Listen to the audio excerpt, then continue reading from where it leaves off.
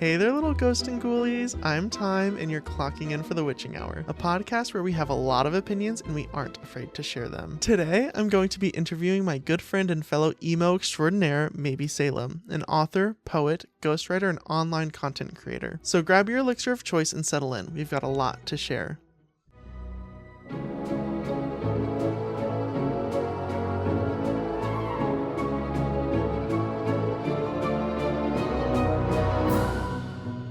Hey Salem.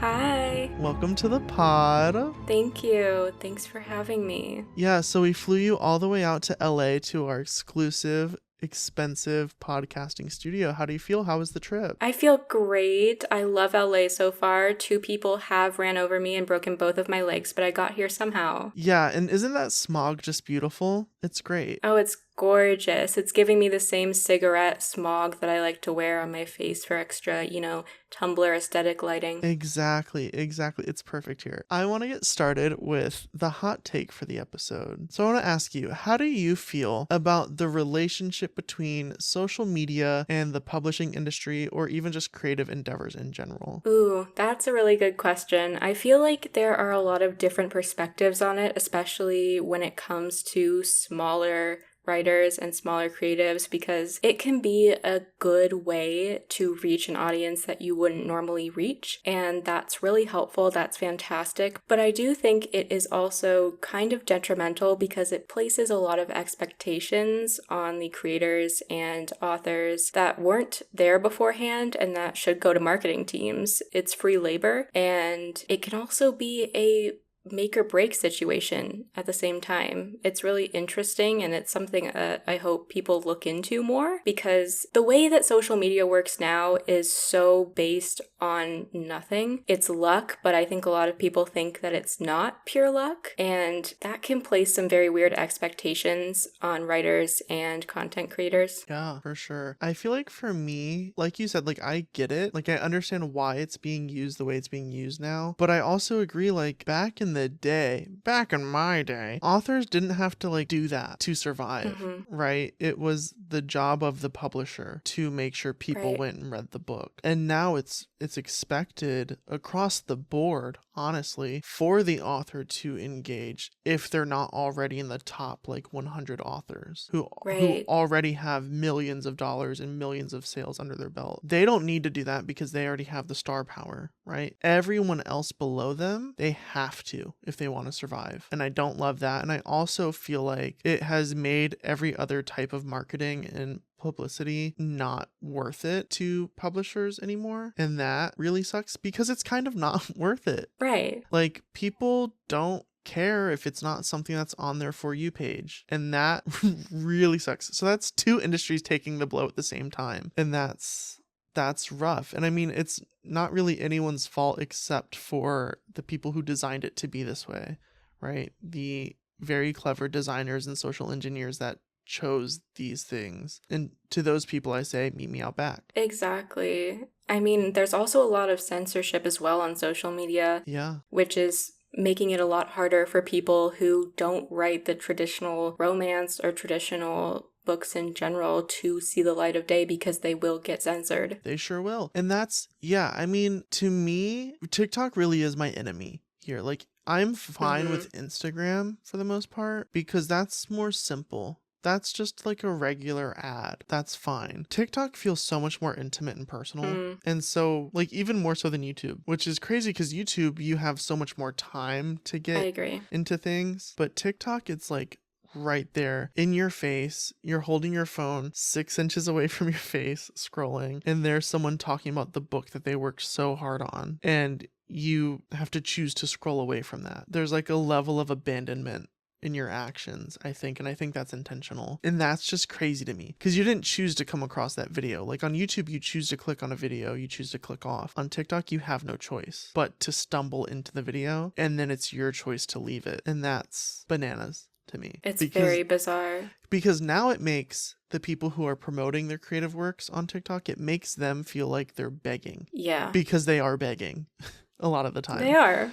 And that's because nothing else works. You can't put stuff in a magazine anymore. No one has magazine subscriptions. And the people who do already know about the book. Like, that's the problem. No one's reading the newspaper. No one cares about billboards. No one gets traditional TV ads anymore because no one has cable. No one's listening to the radio. Like, the only place to get ads is on social media. And so many people have pulled out ads on social media that it's completely like washed out. There's no chance that you're going to reach your target Exactly. audience. So you have to rely on engagement farming and luck with virality. Like, it's just so much of, which doesn't even mean anything anymore. It means nothing Yeah. to go viral. You could get millions and millions of likes and shares and comments, and it means nothing because the very next day they've all forgotten about you. Yeah, it does not translate, unfortunately. So, I mean, if this were 2012, if you went viral for your book that you wrote, you were pretty much guaranteed to be rich as hell by the end of the year. You were going to be on Ellen. Yeah, you were going to be on Ellen. Congratulations.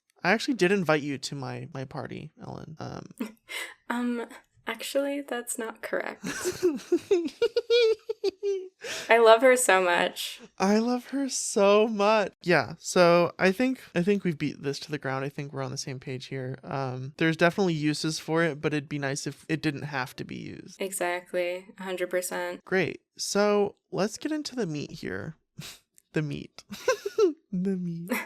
We're going to do a little interview. I'm going to ask you some questions. Get some answers, maybe. Okay. So first, I want to ask you, since you're both sort of an author and a poet, which do you prefer to read and which do you prefer to write? That's kind of tough. I know 100% that I prefer poetry. It's just something that came a lot more naturally to me. Yeah. I find it like a lot more healing too. I love crafting a story. I love writing a long novel length kind of situation, but it feels like more of a labor, whereas poetry is something that is both kind of healing to me and also fun for me. But I'm very proud of what I've written. And on the flip side, I think it's like a tie between like books and poetry for me because I love them both so much. And I think that both can honestly have an equal impact, and both are such different experiences for me that I don't know if I can like rank them. But honestly, if I like had to inch one above, I would say probably poetry for reading as well. Yeah, I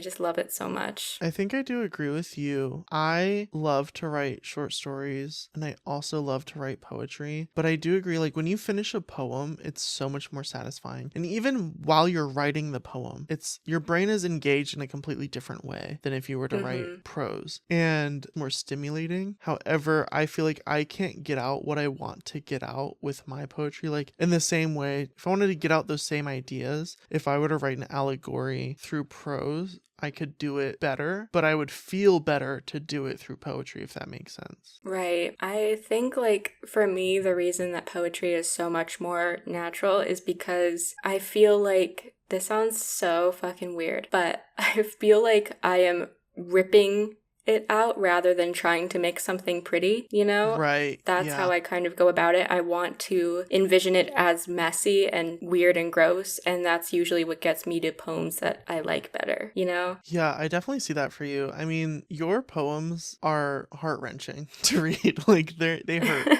They're painful, but in like the best way possible. Thanks. I have depression. You sure do. Hey. I do. Hey, you know what? You're so right about that. Yeah, moving on. What would you say is your favorite part about the actual writing process, whether that be poetry, prose, whatever? Ooh, that's kind of hard. It's definitely not editing.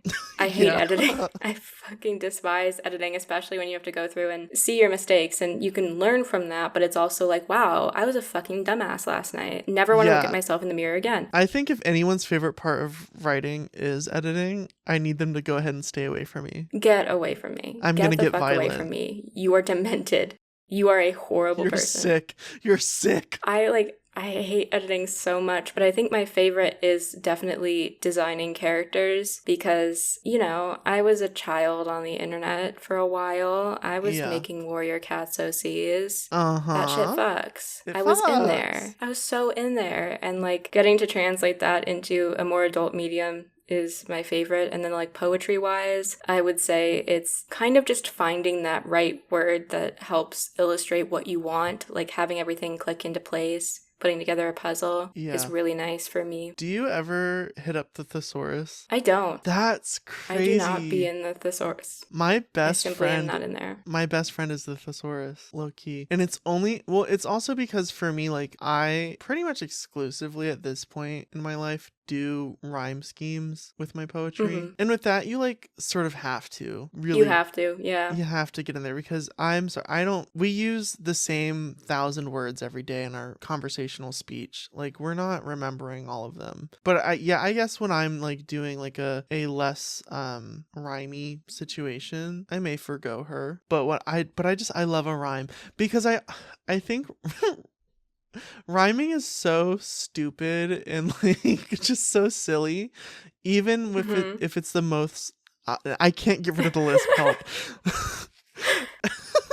Even if it's the most like heart-wrenching sentiment, if you put it in a rhyme, I'm gonna giggle. I'm gonna chortle a little. And I think that's what I really like. I like the juxtaposition of like how we view poetry in the modern day and doing old shit. Like I love to write a sonnet. Right. You are the sonnet I love to write a bitch. sonnet. I'm the sonnet bitch and I love to make them so silly. And I just think it's fun. And I think for poetry, like that's my favorite part is the hunting. I'm hunting for ideas. I'm hunting for the right word. I'm doing so much. It takes me longer to write a poem than it does to write a short story. And I think that's normal. Probably. Maybe.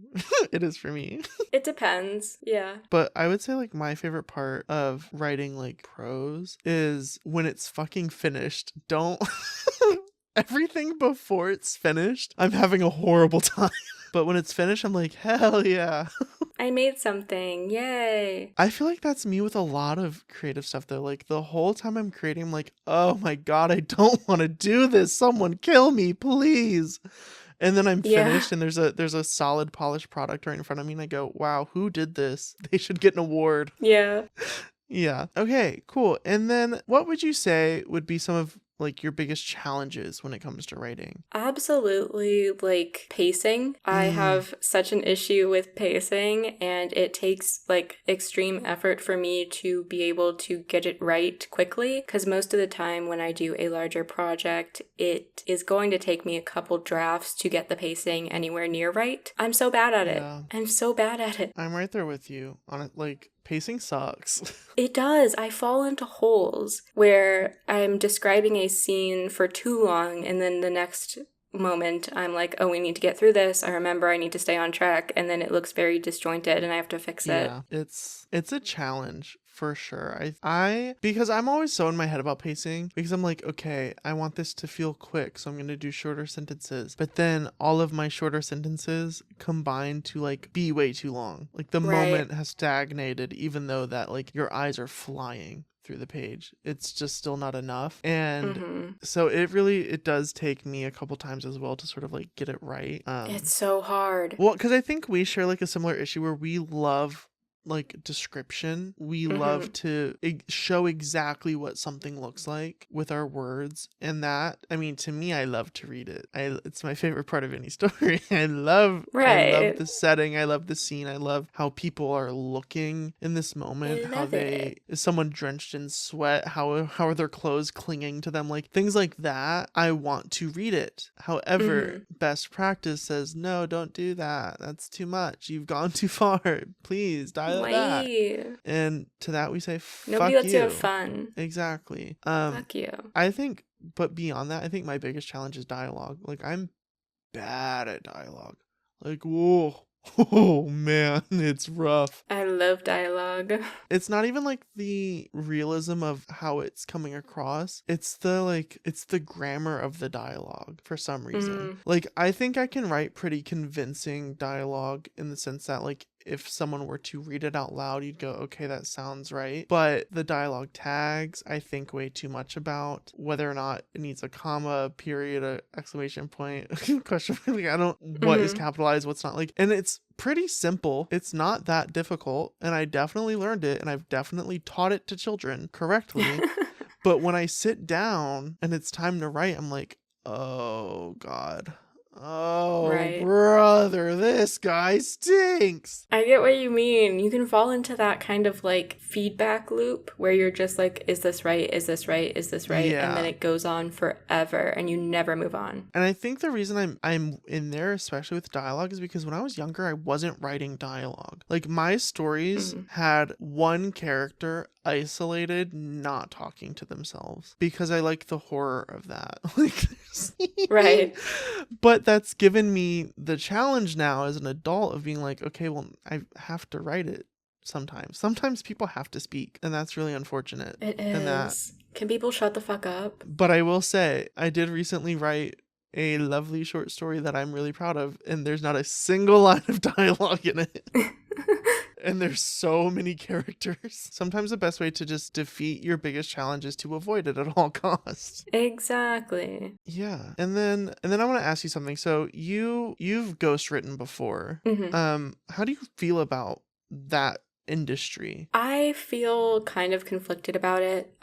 It's definitely something that can give you an outlet without shining that light on you and putting pressure on you, but it is also an industry where it's very easy to get taken advantage of. I was part of that. I got taken advantage of when I was younger and didn't get paid a proper amount, didn't get any sort of, guidance with that. And I think that's a very easy trap to fall into.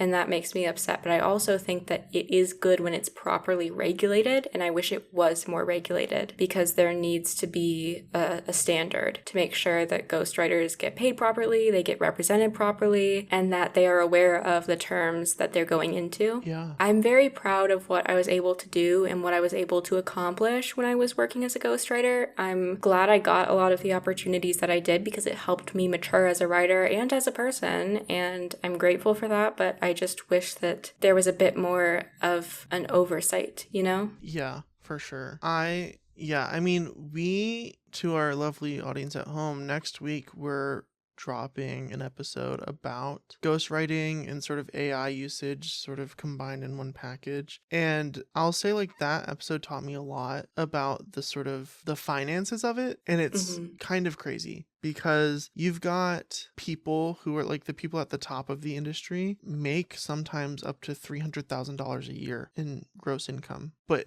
like any industry, most of the people are getting scraps, if that, right? Yeah. So it's really misrepresented.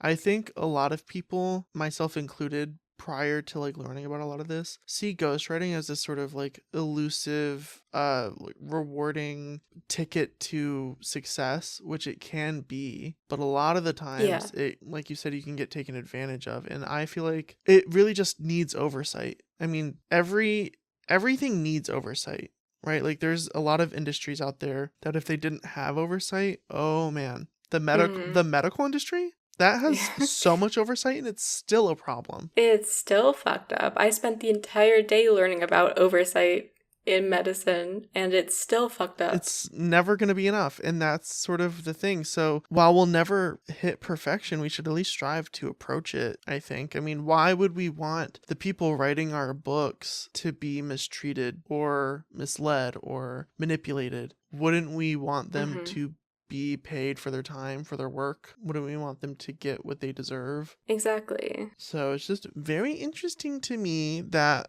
we've had ghostwriters for as long as we've had writers, and it's a massively like undertold field. Like we don't know a lot of what goes on because that's sort of the nature of the job, is that you can't talk about what you wrote. A lot of the times you sign NDAs, and so because of that, it's easy to get sort of fucked over. Right. And that's a real problem. It's a real issue. It is. It's a good industry if you get treated properly. Yes. It's a great point of entry. Yeah. But it's also a deeply terrifying prospect that so much can be done under the table. Basically.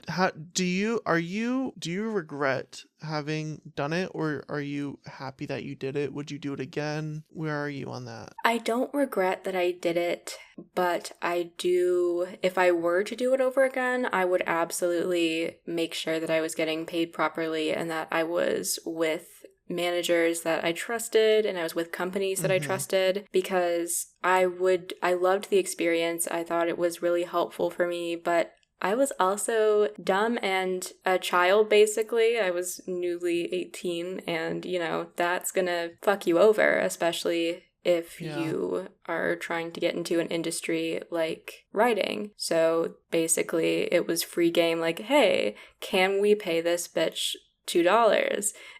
And, I was like, sure. Yeah. Because I was an idiot. I mean, and that honestly extends to the whole publishing industry at large. Like, it's even authors with their names on their covers that of books that they wrote get taken advantage of all the time. And it's crazy it's really crazy out there how often it is. The like agents and editors and big wigs of these publishing houses, especially the big five, they just grip their talons into you and say, thank you so much for your work. Here's a penny. Here's one penny from 1991 and it is green. Congratulations. Exactly. It's awful. Yeah, something for sure needs to change. I mean, we are seeing a lot more sort of independent publishers come up and come through, Spellbound being an example of one. Not to shout out the company that runs this podcast, but hey. But I mean, there's so many. And I mean, independent publishing is on the rise again. There's just so many different options that people can take that sort of guarantee them agency. But it also should be that way no matter what route you take. Like, if you do get picked up by one of the big five, you should have agency as an author. It's your work. But that's often not the case, and that especially extends to ghostwriting. Obviously, like, credit is not on the table, but everything else is the same. The pay, the royalties, the checks, the whatever. Like, ghostwriters get, like, none of that. Oftentimes, ghostwriters get, like, a check up front, and that's it. There's no rights anywhere. Exactly. So that, to me, is my biggest issue, is that's just not... Why is that different? There's quite literally no reason for that. So, yeah, that's... Well, yes. Well... And then to sort of finish off our lovely time together, I wanted to ask you, not to put you on the spot, but what is your favorite poem and what is your favorite book? Do I get multiple for each one or just one? You sure do. You sure do. The floor is yours. Okay. Fantastic. My favorite book of all time is The Original Frankenstein by Mary Shelley. It's my favorite book ever. I love it so much. Frankenstein stories in general are something that I've loved since I was little in any case that they come up. I mean, Rocky Horror is a Frankenstein story. Sure is. It is an iteration of Frankenstein. And there are so many good retellings of that story, but the original is just, it's so beautiful. It's a reflection that I think a lot of people don't get to meditate on in their normal lives. It's like something that I think a lot of people brush off, and that feeling of autonomy versus creation. I think that's so interesting. It is one of those books that I just love with my whole heart. I read it when I was like 14 and have never stopped loving it. But I also really love like a lot of poetry books. I think that there are so many good collections. I love Emily Dickinson, Sylvia Plath, like, you know, the girlies. But for poems in general, my favorite poem is Song of Myself by Walt Whitman, WW. I love that poem so much. I've been trying to figure out how to get like a certain piece of it tattooed on me because I don't know how I want it represented. But it's like, stop this day and night with me, and you shall possess the origin of all poems. You shall possess the good of the earth and sun. There are millions of suns left. You shall no longer take things at second or third hand, nor look through the eyes of the dead, nor feed on the specters in books. And that's my favorite.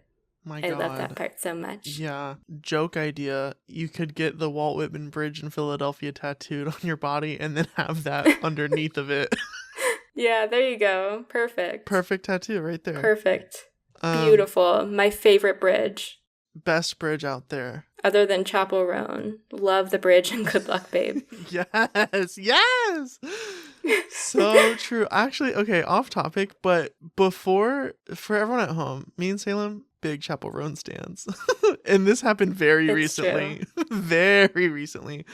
But before I even knew who she was, I used to listen to like 80s, and by used to I mean currently. I listened to like 80s playlists of like 80s music, right? And somehow that song, Good Luck Babe, snuck on to one of them. Like Spotify just threw it in there. And the way it fit right in, It's crazy. right in, I was like, I haven't heard this before. I looked, it said Chapel Roan. I said, I don't know who that is. Wow, I hope she's still making music. She sure is. And she sure is. And we are so lucky. And that bridge is the best bridge. I travel over it Exactly. frequently. Yeah, I mean, I would say, first of all, great picks. Love Frankenstein. Love an accidental, maybe not accidental queer allegory. My favorite book is It Sure Is Walden by Henry David Thoreau. And you're real for that. And I love it so much. And I love it so much to bits and pieces. And listen, for everyone at home, I love Walden so much I went up to Massachusetts. I went up to Concord, Massachusetts, and I did in fact go see the site of his little home, of his little hut on Walden Pond. And it was beautiful. And I cried, okay? And I cried. And that's fine. And that's normal and okay for me to do during spring break. It is. And now you have to play Fallout 4 so you can go see it in the game. It's true. It's true. I do need to do that. And my favorite poem of all time is in fact Sonnet 18 by William Shakespeare. As it should be. And it's a good one. Shall I compare thee to a summer's day? Sheesh. Shall you? I shan't. You shan't? And then my favorite contemporary poem, gotta be The Two-Headed Calf. God, is that the title of it? What's the title? It is, I believe, the title of Everyone knows what I'm talking about either calf. way. Yeah. If you want to make me bawl my eyes out, just go ahead, whip that out for me. Thanks so much. Just go ahead because and you know what's crazy? On neopets.com, I got a poem published that was inspired by the tears in my eyes that came from reading that poem about the beloved mutant cow. And that's so cunty. And that's so cunty. And we're both published, by the way, on neopets.com for our poetry. Okay, so we are. All of you want to be us so bad, fact. And you can sign up and play Neopets right now. Enter the poetry contest. It's fun. It's fun. Yeah. Salem, do you have anything else you want to say about anything we've talked about today? I don't think so. Thank you for having me, though. Thank you for coming. And thank you for clocking in for the Witching Hour. To share your opinions on our opinions, head over to our social media accounts. Salem, where can people find you? And is there anything you'd like to plug? You can find me on YouTube. I am Maybe Salem, unfortunately. And I do Animal Crossing content. Well, not anymore, really. I do video essay content on video games. I do queer histories. I do a lot of weird shit. And you can find me on Instagram under the same handle. I don't post on there. I don't know why Instagram exists, but I'm on there. And you can probably find one of my ghostwritten books if you look hard enough. Hell yeah. I'll go ahead and link those accounts, not the book, in the show notes for this episode. Thanks so much, everyone. We'll see you next shift. Bye. Bye.